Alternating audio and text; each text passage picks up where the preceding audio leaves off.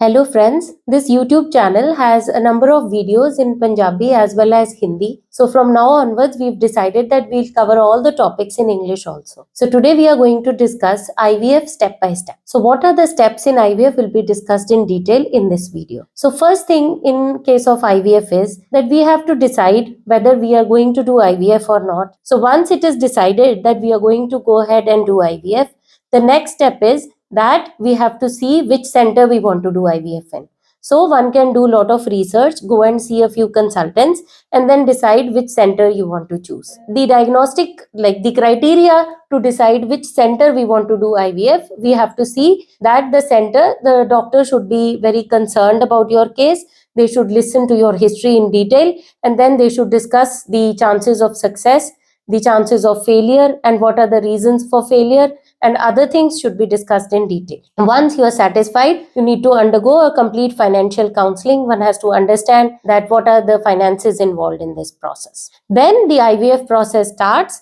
The doctor tells you whether they need to do hysteroscopy in your case or not, or any other further tests before the IVF is done. Then comes the investigations. So all the investigations are done to prognosticate the case. That is to find out whether this particular case, what are the chances of success. The prognostication is done based on AMH levels, the antral follicle count, that is the scan which is done on day 2 of periods, and the semen analysis. Once all this is done, there are some other tests also which are done to find out your fitness, that is whether you are fit for this particular process or not. So the fitness means that one should be fit for anesthesia, because we are going to give you a small anesthesia which will be done during the process of egg collection. So the IVF process starts from second day of periods.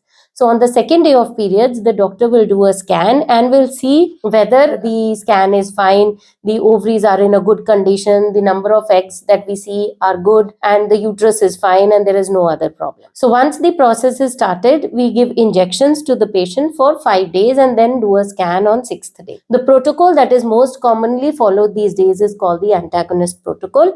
And according to this protocol, we give 2 types of injections. The first injections that are given to increase the size of eggs, and the injections which are given later are the ones which stop the eggs from rupturing inside the body. And so once the injections are started, a scan is done on day 6, that is 5 days injection and 6th day scan. In some group of patients, we also like to give 4-day injections and 5th day scan, but most of the times we give 5 days injections and do a scan on 6th day. On the 6th day, a scan is done to find out, yes, if patient is responding well to the drugs, that is the eggs are increasing synchronously, all the follicles are increasing in size and they are of the similar size.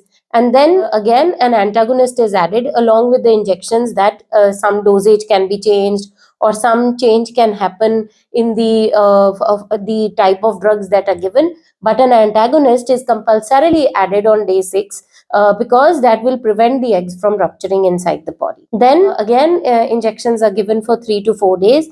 And then again, the patient is posted for a transvaginal scan. On the scan again, we have to meet the criteria for trigger. So what is the trigger? Trigger is the final injection which is given, and 34 hours after the trigger, the egg collection is done. So once the final trigger has to be given, the scan has to be done to make sure that yes, this patient is fit for or ready for trigger.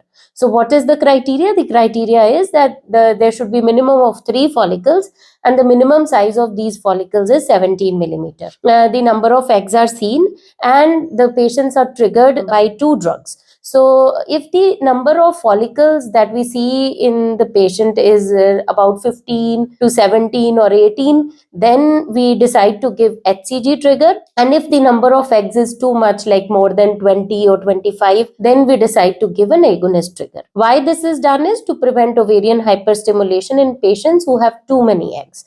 So if the patient has too many eggs, then we don't like to do embryo transfer in the same cycle. That is the reason we go for agonist trigger. Whereas otherwise, when the number of eggs is like 15, 16 or 17, we give the HCG trigger.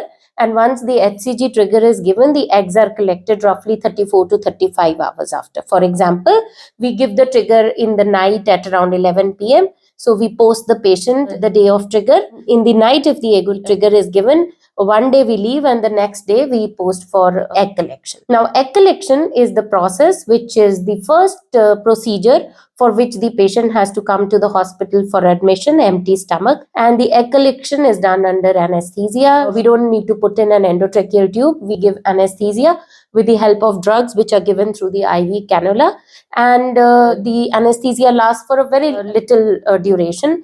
And during that process, the doctor does a transvaginal scan, and on which a needle guide is there, from which the needle goes in and sucks out all the follicles, and the follicular fluid is sent to the lab. So this process does not involve any incision or any cut on the body. It is done through the transvaginal route, and after the procedure, usually there are not many complications. Little bit of bleeding or spotting happens, and the patients are fit to go home as soon as they come out of anesthesia and have taken little bit of liquids and they feel comfortable. They are sent home. There is no need of overnight stay in this particular process.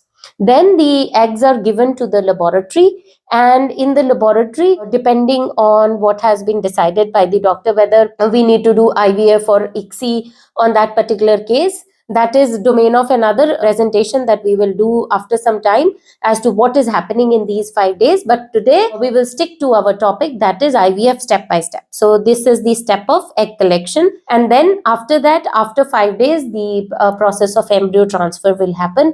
The embryo transfer, usually in our center, we do it at day 5. That is, we try to develop the embryos into blastocyst stage and then put them back. But every center can have a different policy. They might be putting the embryos back on day 2, day 3. But here in our center, we are doing a day 5 transfer for everyone. And if the embryos don't form blastocysts, then there is a discussion with the patient as to why the blastocysts have not formed and what we need to do. So after the egg collection, the patient goes back home and they are given some pessaries for 5 days to insert vaginally, and then they come back for embryo transfer after 5 days, and a date is given to them to come to the hospital.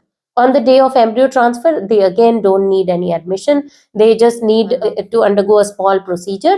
This procedure is not done under anesthesia, and this procedure needs a full bladder. That is, the patient has to have a full bladder for us to do the embryo transfer. Why we need a full bladder is because the full bladder will give a window for the embryo transfer to happen. So this is not done under transvaginal guidance. This is done under transabdominal guidance, and the full bladder provides a window for us to see the uterus. So the embryos have to be very precisely put inside the endometrial cavity, and so because of that, we need a full bladder. So once the procedure is done, the patient is given instructions, and then after taking the required medications, they can go home. We don't advise bed rest or anything after the embryo transfer, and the patients can move about. They cannot do too much aggressive exercise. We tell them to avoid doing aggressive exercise, but they can do their routine activities. They can move about. If they're doing an office job, they can go to work, and they can travel also a little bit as per the need. Anything which is not needed or is excessive needs to be avoided. And then the waiting period lasts for 15 days, and after 15 days, we call the patients to come back and do the beta HCG test along with the urine pregnancy test,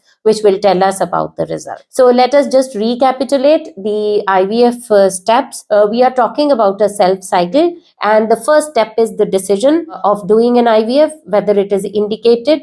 Then is the step to do the investigations and selection of the center where we want to do the process. In the investigations, there are 2 types of investigations. One is needed for prognostication and the other is needed for fitness. Then the stimulation process, that is the process of giving injections and scans. And then finally the day of trigger. And then after the trigger is given in the night, the day of egg collection, that is the ovum pickup or the egg pickup, which it is also called. And then the process of embryo transfer, that is putting back the embryos back into the uterine cavity, and then a waiting period of 15 days, after which the pregnancy test is checked to find out whether the patient is pregnant or not. However, if there are any questions, you can just put a comment section, and if you want us to make more videos on any particular topic, you can leave a comment for us. Thank you very much.